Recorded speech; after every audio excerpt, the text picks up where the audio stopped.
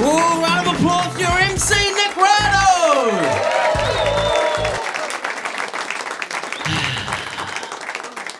Thanks. So, as Nick was saying, my name is Taryn, and you'll be surprised actually how many people get that wrong.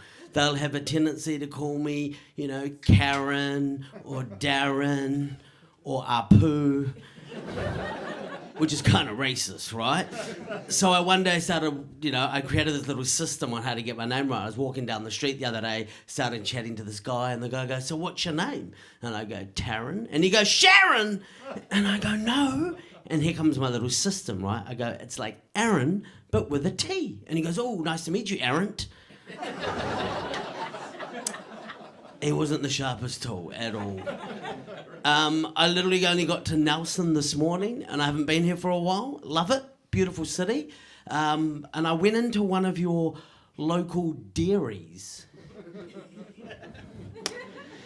And when I went inside, I saw the most, how do I put this politely, peculiar thing I had ever seen.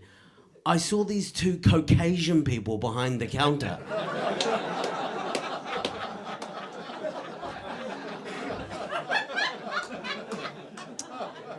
And I thought to myself, you buggers are stealing our jobs. Yeah. I recently got my taxi license. Woohoo! Yeah, and this summer I'm going to go back to India and practice medicine with it. Fully reversible. Anyone here done Ancestry.com? Yeah, I recently did it. The results are in. I'm Indian. $150 spent while there. Probably could have got the same result from a $2 mirror from Look Sharp. I like to blow my money. That's just how I roll. But about a year ago, I went to a McDonald's. You guys have McDonald's down here, obviously? It's a fine establishment. They're all over the country. And I went into a McDonald's about a year ago. And the minute I walked inside, the guy behind the counter handed me an Uber Eats bag.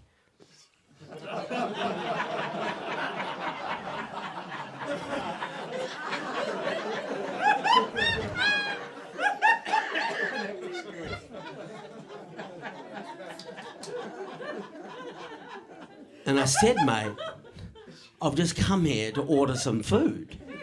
And the look on the guy's face, he was so embarrassed. Sheepishly, he started to pull the bag back towards him, right? Now that day, when I discovered the power of my culture, I went and got a vest and a cap embroidered with Uber Eats. I haven't paid for a meal in Auckland for 1 year.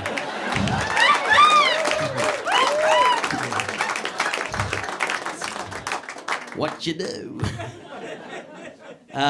Make some noise. Anyone who been to a gender reveal party? Who's been to one of those? Yeah, for those of you who don't know what it is, I'll quickly give you a rundown. Basically, it's a party that's been organised so that obviously commercial companies can make more money, right? You've got I don't know how many parties you have before that baby comes. But the gender reveal party is basically, no one knows the gender of the baby. You go to this birthday and there'll either be a cake that you cut, and if it's blue, it's a boy. If it's red, it's a girl, right? And they do it in balloons. There's lots of different ways, cannons, whatever, right? And I think it's kind of redundant, really, in 2023, when the child at any point can change its gender anyway, right? What is the point of having a gender reveal party? It makes no sense. But get this. Indian people, they don't have gender reveal parties at all. They have partner reveal parties. More commonly known to you guys as weddings. And even then, I'm like, oh, hope it's a girl.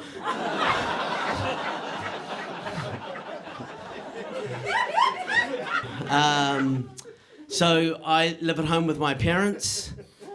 And I know what a lot of you guys are thinking. Loser! But you can't actually mock me because it's a cultural thing.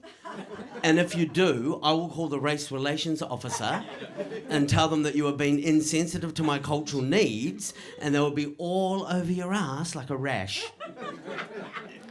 Boy, it must be hard being white in 2023, right? But here's the thing, my parents are old, like really, really old, like, I mean super old. Like they could go in any minute, right? Like hopefully not now, because as you can see, I'm quite busy, right? But living at home with them is like living in a live version of Fair Go, right? Honestly. Like people are constantly trying to sell them stuff they don't need, right? People are calling out, do they need double glazing? No. Do they need new tiles on the roof? No. I'm basically a human spam folder to make sure nobody sells my parents anything they don't want, right? But one day I was sitting at home really busy watching Married at First Sight. Or as my people call it, That's Life, right?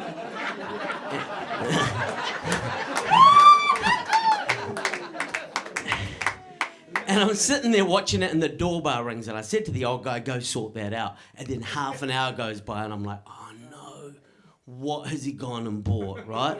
So I run downstairs in the break and I push him to the side and I said to the little sales rep, what are you selling? And the guy goes, light bulbs? I go, light bulbs? We've got light bulbs, mate. And he goes, yes, but these light bulbs, they last 600,000 hours. I'm like, whoa. That's pretty impressive for a light bulb. How much does it cost? He goes, $80. I go, $80? You off your freaking rocker, mate. And he goes, but they last 600,000 hours, sir. And I go, mate, look at my dad. Do you think he's going to last 600,000 hours? Besides, we're Indian. We don't even turn on the lights. But I've learned something really important living at home with elderly people, and that is that you must never, ever yell at them in public. Because if you do, you will look like an absolute idiot, okay? And don't get me wrong, that's just what they do. They annoy us, and when we get older, we'll annoy the generation below us. It's just the circle of life, okay? Now, if they annoy you, do not yell at them. Please don't, because you will look like an idiot. All you ever have to do is ever so gently lean in, right? And from a distance, to everybody else, it looks like you're giving them a hug. So you look like the winner, right? And all you do is quietly whisper in their ear, not long now. Yeah, any superstitious people here tonight? Are you very superstitious? Yeah. Nothing. You just walk around smashing mirrors like a crazy cat. How about you, sir? Anything up your alley? What? I don't know. But that's it, right? Yeah, so that's it. Like, people have all these things. Like people have superstitions. Like, my parents was really superstitious. Like, remember how people say, oh, if a bird craps on you, it's good luck. It's not good luck if you're going for a job interview, right? Or out on a date. And at my house, it's worse, because my mum's out there feeding the birds curry.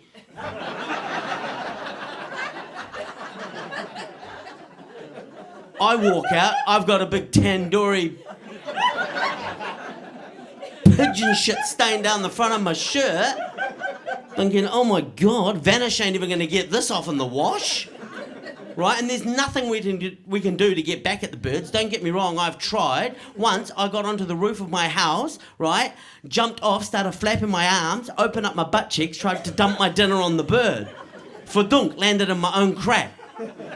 Why? It's because of this. It's an arm and not a wing. Right? So you know what I do to get back at birds? I tell you what I do. I wake up at the crack of dawn, I go down to the motorway, and I chuck breadcrumbs. That'll learn them. Don't mess with me. But like, honestly, my parents, like, one day I was with my dad in the car years ago, like in the 80s, and we're driving home, and then, get this, a black cat did cross our path. And you know what he does? He turns around, drives home a different way, and we lived in this weird cul-de-sac, so it took us 8 minutes.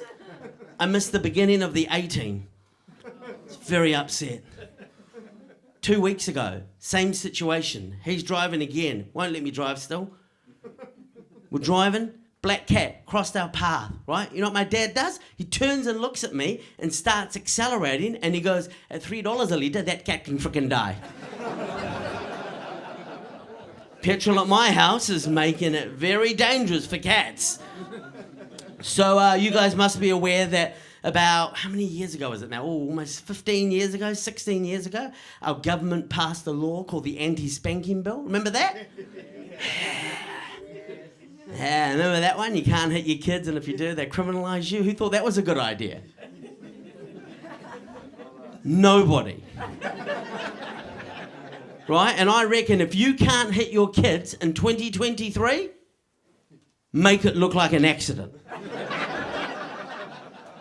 Right? They're walking down the street, oh, what's that, Dad? It's the yellow fuzzy boy. You better shut the hell up or you'll get the red hard one. Right? And if you haven't got it in yourself to hit your kids, call me. I'll do it. In a police lineup, we all look the same. Right? Like, I went to the supermarket the other day and this mum grabs her son, puts him in the trolley, right? Totally crushes his nutsack. Wonders why he's got a low sperm count at 20, right? And she's running around and he's crying. He's got snot coming out of his nose, tears streaming down his cheek. And he's like, I want this. And mum's like, we can't afford it. And the government says she's not allowed to smoke indoors, right? She can't hit her kids while people are watching. So when I see that, I go up behind them and the kid points at something. I take it off the shelf and I say to the kid, is this what you want, mate? Is this what you want? And the kid says, yeah. And I open it up, eat it in front of him. And the mum just gets more frustrated with him. But I mean, let's get real. Who thinks we mollycoddle kids just a little bit too much in today's society? We do it. Like, I do love them, I genuinely do, but we do mollycoddle them. Let's get real. Like, the other day, I drove past a trampoline, right? It was countersunk in the ground with a ginormous net around it. And I was thinking, oh my God, how silly are the kids of today? Like, I remember when I was a child, my trampoline was 2 stories high. You needed a ladder to get to the top. And when you got to the top, there was a perimeter of which you jumped on, which was attached to springs that were all exposed and rusty.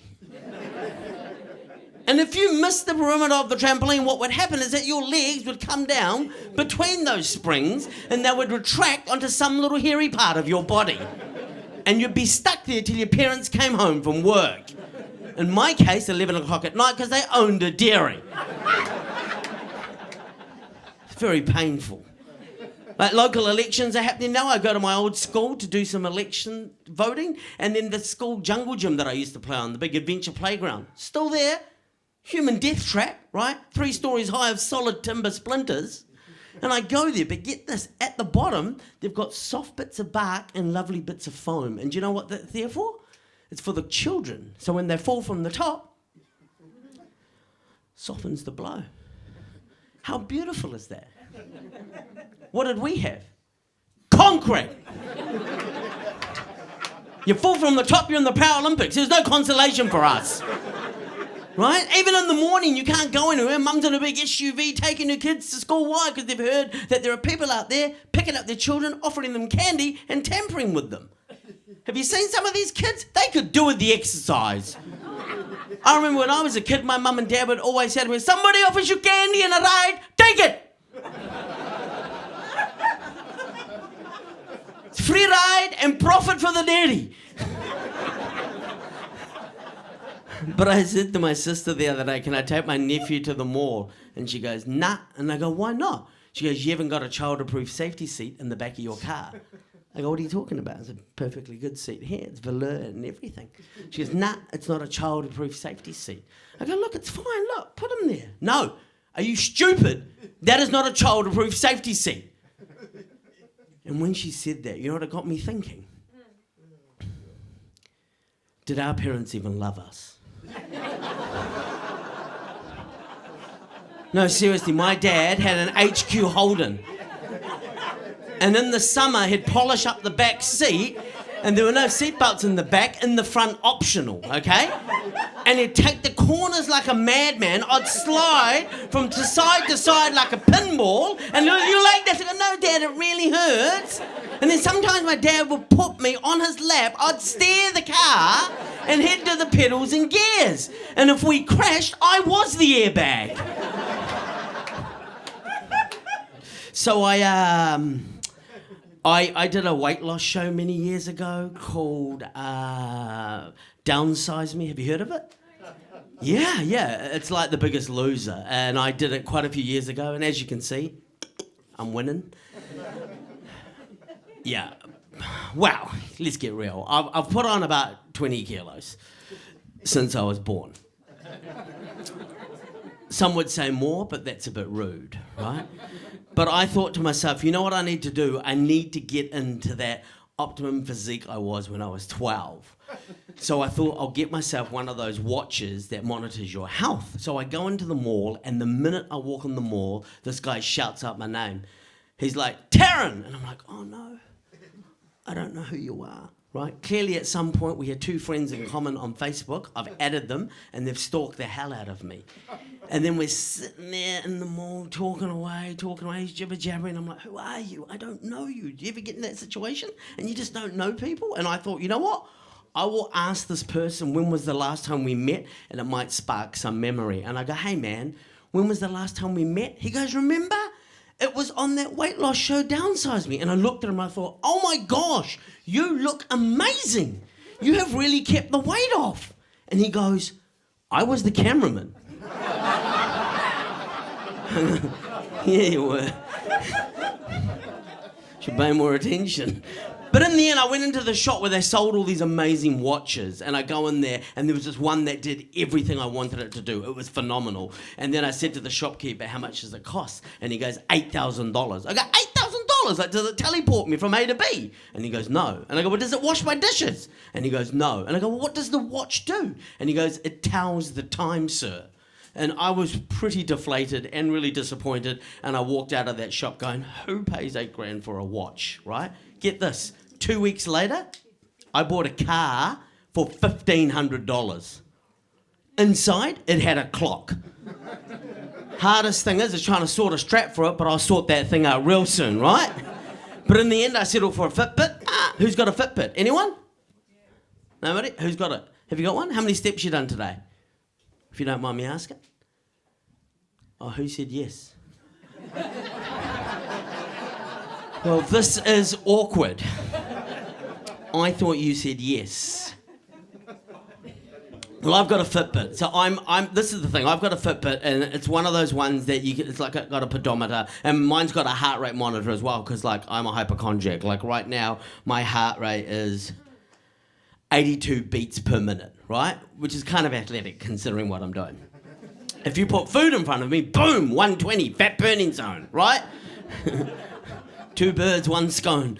But I'm always challenging people in the competition because I always want to compete with other people in the pedometer race. And then if I'm ever behind in it, I just chuck this on a dog. No one knows any better.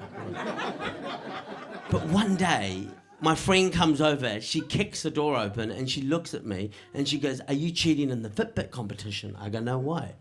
She goes, how is it, right, that you can do 30,000 steps in one day?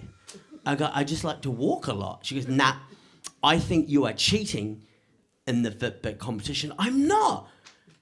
And then she stands there and gives me this really peculiar look, right, after I'd already told her, do not accuse me of this. And then she looks at me and she goes, hey. And I go, what? She goes, have you ever thought of putting your Fitbit on your other wrist?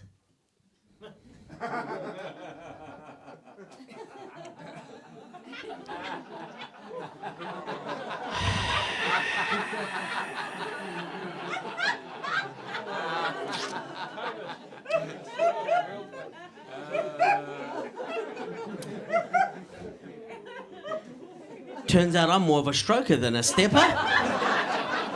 But a win's a win, right? A win is a win. Let's get real, it is too, right? I couldn't help but notice, let's get real now, let's get serious. I couldn't help but notice when I walked in here today and I look out into this audience, can't help but notice a few of you have probably experienced a little bit of white privilege. And when I say that, most of you, and lots of it. And do you know what the epitome of white privilege is to me? Do you know what it is? I'll tell you what it is. David Copperfield. Do you guys remember him? He was this magician from the 90s. And everybody loved him. Like Claudia Schiffer married him. Girls thought he was gorgeous and sexy. They think he's amazing. They're like, we love you, David. We love you. Girls were just chucking their underpants at him. And everyone just thought he was like, God. And get this. He made a plane disappear into thin air. Boom, gone. Right? And they gave him a residency in Las Vegas to do his little trick for years on end. Right? He could do his tricks for years on end in Vegas. Brown people. They make planes disappear.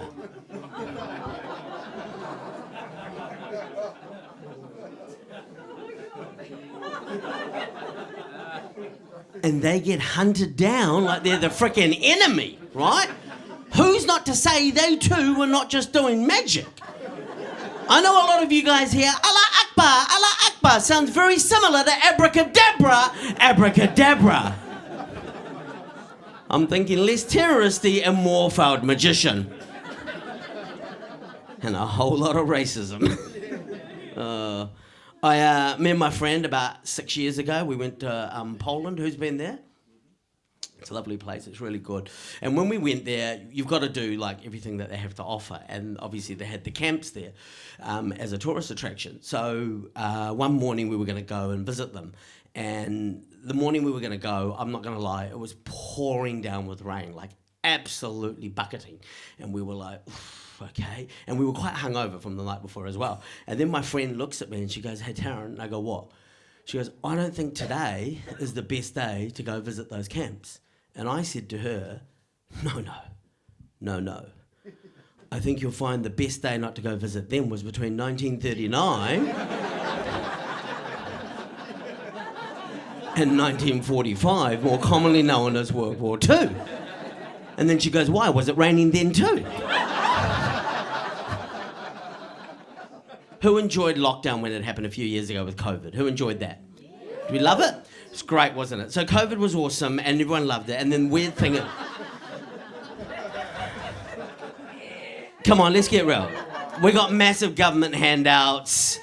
Well, the COVID happened and then what happens? The government said, stay at home. We're going to drop $7,000 in your bank account, no questions asked, and we're going to put on Tiger King. And we're like, what is this? And we started watching it, and they really scared us into thinking what COVID was. No one knew what it was. It was this new virus, and we freaked out. We panicked. Like, I didn't even go to the supermarket. I was too scared. I was doing online shopping, right? Because I didn't want to go out. I was like, whoa, I'm scared. And then when the guy that came to deliver my groceries showed up, I treated them like they had leprosy. I go, stay over there. I don't know what you're bringing into my house. Right? And then I'd bring the groceries in, and then I found myself washing them in the sink. I don't know where I got that memo from, but I'm washing my groceries, and I got so frustrated, I chucked it in the dishwasher for 10 minutes. Do you know how difficult it is to get potpourri out of cauliflower? Near impossible. But what I discovered is there is something you can eat too much of, and I tell you what it is. It's cheese, and it's 1 kilogram a day. And when you eat that much cheese, it acts like a cork in your body. And anything you eat thereafter builds up inside of you like some kind of food Jenga. And I'm like, uh-oh, how am I going to get this out? And I remember someone telling me that if you eat licorice, it's like a natural laxative and you could probably pass it out your body. So I thought, you know what, I can't do online shopping for this. It's going to take 4 days. I'm going to have to bite the bullet and go straight to the supermarket. I get there, the queues are out the frickin' door. Why? Because everybody wants toilet paper. I have no idea why, right? Was paper mache a thing? Right? And the thing is, toilet paper, you're not leaving the house. The toilet's there, the shower head's there. Just get out. Do it. No one's coming over to your house, right? And I couldn't wait. I did not want to stand in the queue, so I thought I'll just go to my local petrol station. But the problem was, in our very first lockdown, everyone was so terrified, our petrol station went to night pay window. Who has, you know what night pay window is? Yeah, it's when they don't trust us when we're too drunk to enter the building.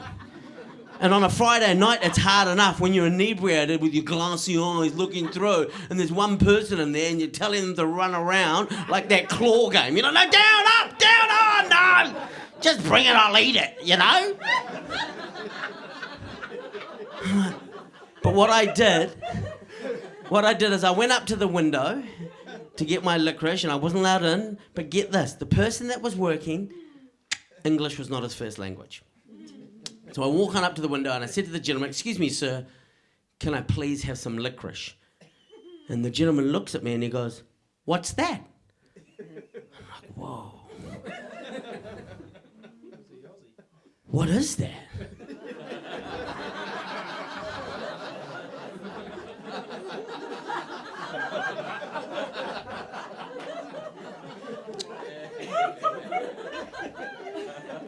I've never actually been asked what licorice is. I just thought the name was self-explanatory. So I tried to explain it. I go, "It's long, it's black," and he comes back with a windscreen wiper. So I go home and I thought I'll just pass this with some Lamar's breathing, right? And I'm like, nothing, absolutely nothing. And I thought, I got really frustrated and I thought, you know what? I'll go back again and give this a second go. But this time I went back a little bit more prepared, right?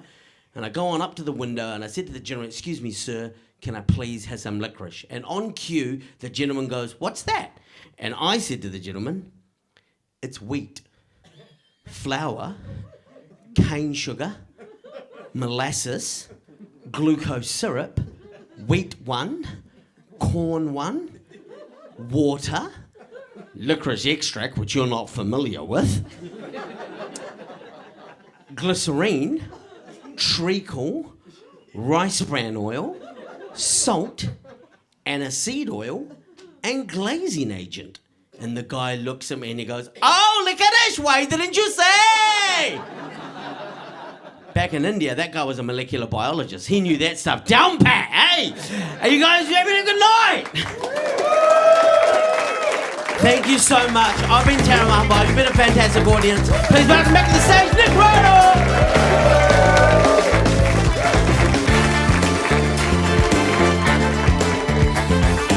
Ladies and gentlemen, Tara Mahumbai, everybody!